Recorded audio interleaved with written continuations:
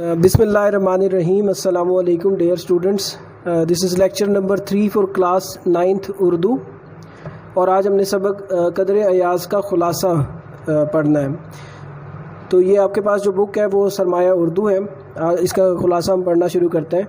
करनेलों को रिहाइश के लिए उम्दा सी क्लास बंगले मिलते हैं। खुशकिस्मती से मुझे भी रिहाइश के लिए एक ऐसा बंगला मिल गया जो बाकी बंगलों में इम्तियाज़ी हैसियत रखता था।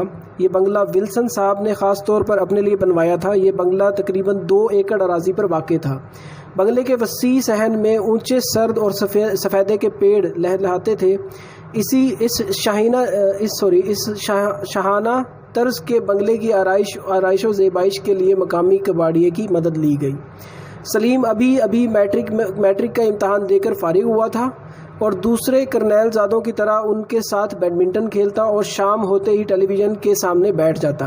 बूढ़े अली बख्श के अलावा किसी और शख्स को इसके कमरे में दाखिल होने की इजाज़त ना थी। एक दिन सलीम का दोस्त अमजद उसकी अदम मौजूदगी में उससे मिलने के लिए उसके घर आया और बाहर बरामदे में कुर्सी पर बैठ गया। अली बख्श ने उसे ठंडा पानी पिलाया। वो काफ़ी देर सलीम का इंतज़ार करता रहा लेकिन आखिर मायूस होकर चला गया। बाद में सलीम को इल्म हुआ तो वो अली बख्श पर बरस पड़ा कि उसने अमजद साहब की ठीक से खातिरदारी नहीं की। अमजद उसे देहाती समझेगा। अली बख्श को सलीम की डांट का बड़ा दुख हुआ। अली बख्श की दास्तान ख़त्म हुई तो इसी वक्त सलीम मियाँ आ गए और अपनी शिकायत बयान की। दोनों के दरमियान झगड़ा मामूली किस्म का था जो चाय की एक प्याली पर ख़त्म हो सकता था। गोया दोनों के नज़दीक देहाती होने का ताना नाकाबिले बर्दाश्त था। चुनाचे मुसन्निफ़ दोनों को एक देहाती का वाक़या सुनाने लगा। वाक़या कुछ यूँ था। एक देहाती लड़का अपने गांव में प्राइमरी की तालीम मुकम्मल करने के बाद शहर के हाई स्कूल में दाखिल हो गया। अपने गाँव में तो वो छोटा मोटा चौधरी था। पहले दिन जब क्लास में गया तो नंगे सर पर साफ़ा, बदन पर कुर्ता तहमद और पोटोहारी जूता पहने हुए था। मास्टर साहब ने शलवार पहनने को कहा तो आहिस्ता आवाज़ में बोला, शलवार तो लड़कियां पहनती हैं। मास्टर साहब उन्हें छोटा चौधरी कहते थे। सलीम ने हंसते हुए पूछा कि वो पतलून क्यों नहीं पहनता था। मुसन्निफ़ ने उसे बताया कि इन दिनों बहुत कम लोग पतलून पहना करते थे। सारे स्कूल में सिर्फ एक सेकंड हेड मास्टर साहब अंग्रेज़ी सूट पहनते थे।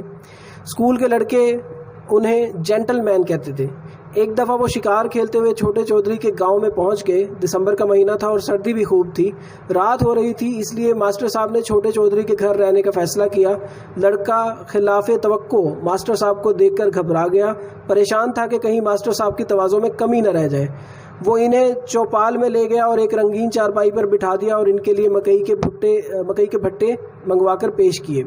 चौपाल में बैठे हुए तमाम लोगों ने बारी बारी मास्टर जी की खैरियत दरियाफ्त की। मास्टर जी चाय के शौकीन थे, इसलिए हकीम साहब के घर से चाय की पत्ती मंगवाई गई।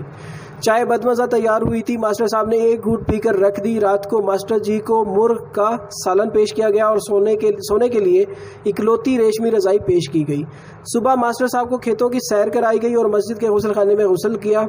नाश्ता करने के बाद मास्टर साहब रुखसत हो गए। सलीम कहने लगा, फिर तो वो देहाती शर्मिंदगी की वजह से स्कूल ना जा सका होगा। मैंने उसे बताया कि वो बदस्तूर पढ़ता रहा और तालीम मुकम्मल करने के बाद फ़ौज में भर्ती हो गया। सलीम ने छोटे चौधरी से मिलने की ख्वाहिश जाहिर की तो मैंने बाजू फैला दिए। सलीम समझ गया कि छोटा चौधरी कौन है। सलीम और अली की आंखों में आंसू थे और दोनों की आंखों में एक देहाती के लिए मोहब्बत की चमक थी। तो आज का ये वीडियो लेक्चर हमारा यहाँ पे इख्तिताम पज़ीर होता है। अपना ख्याल रखिएगा। अल्लाह हाफ़िज़।